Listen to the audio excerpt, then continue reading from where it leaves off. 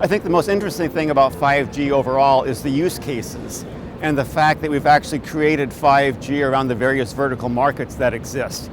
And you go back and you look at LTE and you look at 3G, it was all about broadband. And now it's changed, and now it's trying to address the various needs of the vertical markets that exist. The three big use cases for 5G are really broken down as enhanced mobile broadband, and that really covers a lot of things. Increased throughput, better mobility, and the ability to kind of guarantee throughput for customers in certain situations.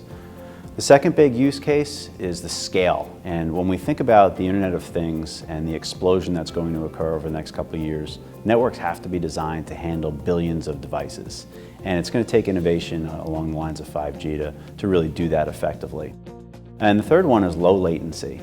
So low latency applications in the single millisecond will create use cases that we can't even think of today. But a good one to think about is virtual reality. So in order to have a virtual reality experience that's all done over a wireless network, you need extremely low latency to make it feel like you're in the real environment. And 5G and some of the low latency design that's expected to occur is going to deliver that. It's no longer only serving human beings with whatever device they have, smartphones, tablets.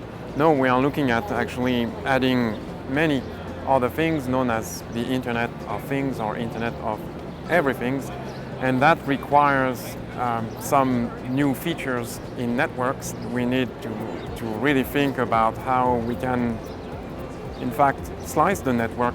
The top use case for us in automotive sector is definitely in automated driving, because we think that in automated driving, using connectivity, I can provide capability to my car that might not exist just by using onboard sensors.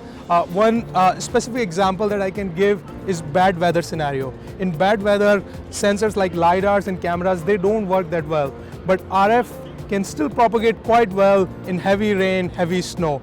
So if using connectivity we can make cars being automated in bad weather scenario, that's one use case for us. Second use case for us is downloading of high definition maps. That is another requirement for realizing the automated car, and it requires high amount of data. From a business friction perspective, historically in the last 10 years, operators were really focused on the consumers, and the industry verticals were sort of left behind in a way, and it is critical for the operators to understand that they are sort of the linchpin in the society 5 years, 10 years down the lane. What we do now, taking cloud to the edge and leveraging it for a variety of use cases, is truly 5G ready all the way. And the way we do it, it's pretty much about commercial readiness today as we speak. For immediate next steps on 5G, we really need to take action. And by that, I mean we need to move fast to commercialization of products so that the operators and the ecosystem can start to innovate and deliver new solutions and new use cases on top of the technology.